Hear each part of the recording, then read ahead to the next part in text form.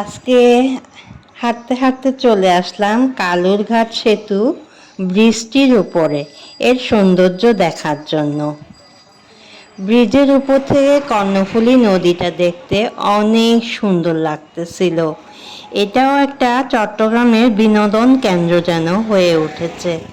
সবাই এই সেতুটি পারাপার হচ্ছে, আর বেশিরভাগ মানুষই ছবি তোলায় ব্যস্ত, বিভিন্নভাবে ছবি তুলছে, ভিডিও করছে।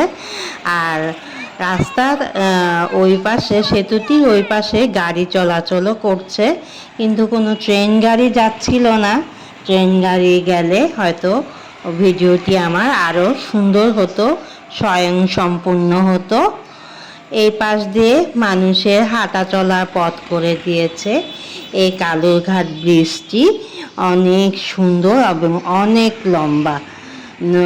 ব্রিজ পার হয়ে ওই পাশে যাওয়া যেত, কিন্তু আমি আর যাইনি, যেহেতু সূর্য অস্ত যাওয়ার সময় চলে আসছে। সেই সূর্য অস্তটি দেখার জন্য আমি ব্রিজের মাঝখানেই রয়ে গেছিলাম। আর মানুষের মুগ্ধ হয়ে দেখা এই কালুরঘাট ব্রিজের উপর দিয়ে চলাচল করার দৃশ্যগুলি আমি দেখছিলাম। উপর থেকে নদীটা দেখা যাচ্ছিল, কি সুন্দর যে বাতাস লাগছিল। ওই দিন বিকাল বেলাটা একদম মুগ্ধ হয়ে যাওয়ার মতো। তো কালুরঘাট ব্রিজও বেড়ানোর একটা জায়গা হতে পারে, সেটাই আমি আপনাদের সামনে তুলে ধরলাম।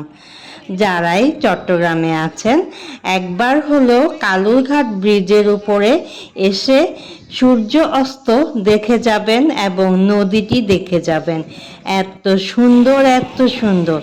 আমি শুধু দেখব, আপনারাও চলে আসুন এই ব্রিজের উপরে বেড়াতে। কালুরঘাট সেতু নিয়ে একটু ছোটোখাটো বর্ণনা দিচ্ছি। কালুরঘাট সেতু কর্ণফুলী নদীর উপর প্রতিষ্ঠিত। প্রাগৈতিহাসিক যুগ হতে নদী পারাপারের জন্য স্থানটি কালুরঘাট নামে নদী পারাপারের ভূমিকা রেখে আসলেও 1930 সালে ব্রিটিশ শাসনামলে এই রেল সেতুটি নির্মিত হয়। স্থানীয়ভাবে কালুরঘাট সেতুটি কালুরঘাটের পোল নামে বহুল পরিচিত। সেতুটির বয়স বর্তমানে 90 বছরেরও বেশি। বহুল আলোচিত এই কালুরঘাট ব্রিজটি অনেক বছর আগেই, মানে 2001 সালে এই সেতুটিকে ঝুঁকিপূর্ণ ঘোষণা করা হয়েছিল। 2011 সালে বুয়েটের একদল গবেষক আরেকবার ঝুঁকিপূর্ণ ঘোষণা করেছিলেন।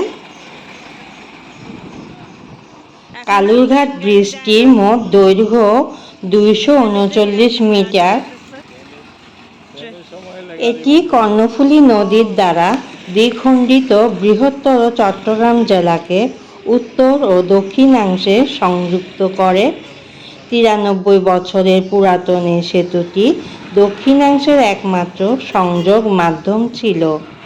1 দশক পূর্বে শাহ আমানত কর্ণফুলী সেতুর উদ্বোধন পূর্ব পর্যন্ত, তাই একে দক্ষিণ চট্টগ্রামের প্রবেশদ্বারও বলা হয়ে থাকে। যদিও বাংলাদেশের মুক্তিযুদ্ধে ঐতিহাসিক ভূমিকা রাখা কালুরঘাট বেতার কেন্দ্রটি বহদ্দারহাট নামক স্থান সংলগ্ন এলাকায় অবস্থিত, কিন্তু কালুরঘাটের দেশব্যাপী পরিচিত সুবাদে এই কেন্দ্রটিও কালুরঘাট বেতার কেন্দ্র নামে প্রতিষ্ঠিত হয়। মুক্তিযুদ্ধের দীর্ঘ 9 মাসে কালুরঘাট সেতুর পশ্চিম ও উত্তর পারে দখল নিয়ে হানাদার বাহিনীর সাথে মুক্তিবাহিনীর যুদ্ধের ইতিহাস চিরস্মরণীয়। মূলত ট্রেন চলাচলের জন্য 700 গজ লম্বা সেতুটি সে বছর 4 জুন উদ্বোধন করা হয়। পরে দ্বিতীয় বিশ্বযুদ্ধে পুনরায় বার্মা ফ্রন্টের যুদ্ধে মোটরযান চলাচলের জন্য ডেক বসানো হয়। পরে 1958 সালে সব রকম যানবাহন চলাচলযোগ্য করে সেতুটির বর্তমান রূপ দেওয়া হয়। বাংলাদেশের বাণিজ্যিক রাজধানী চট্টগ্রামের গোড়াপত্তনকারী কর্ণফুলী নদীর মোহনা হতে 7 অথবা 8 মাইল উজানে কালুরঘাট নামক স্থানে এটি তৈরি করা হয়, যা স্থানিক বিবেচনায় চট্টগ্রাম শহর হতে দক্ষিণাংশে অবস্থিত। আমরা আমাদের বাসার এখানে মার্কেটের কাছ থেকে একটি সিএনজি ভাড়া করে গিয়েছিলাম কালুরঘাট ব্রিজ দেখার জন্য। সেই সিএনজির ভাড়া নিয়েছিল 250 টাকা। তো এই কারণে কালুরঘাট সেতু একটি ইতিহাস তৈরি হয়ে যায়, আর কালুরঘাট সেতু এর জন্যই এত বিখ্যাত। এটা দেখতে লোকজন ছুটে আসে। এই ব্রিজটি শুধু ব্রিজই না, এই ব্রিজটি একটা ইতিহাসও হয়ে গেছে। তো আপনারা যারা সবাই আছেন, আপনারা ইচ্ছা করলে বৈকালিক সৌন্দর্য দেখার জন্য চলে আসতে পারেন সূর্য অস্ত পর্যন্ত।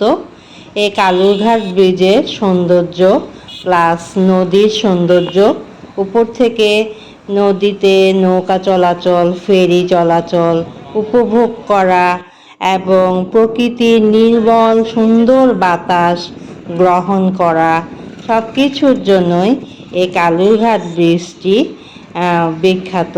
আপনারা চলে আসতে পারেন কালুরঘাট ব্রিজে। যদি ব্রিজটি ভালো লাগে আর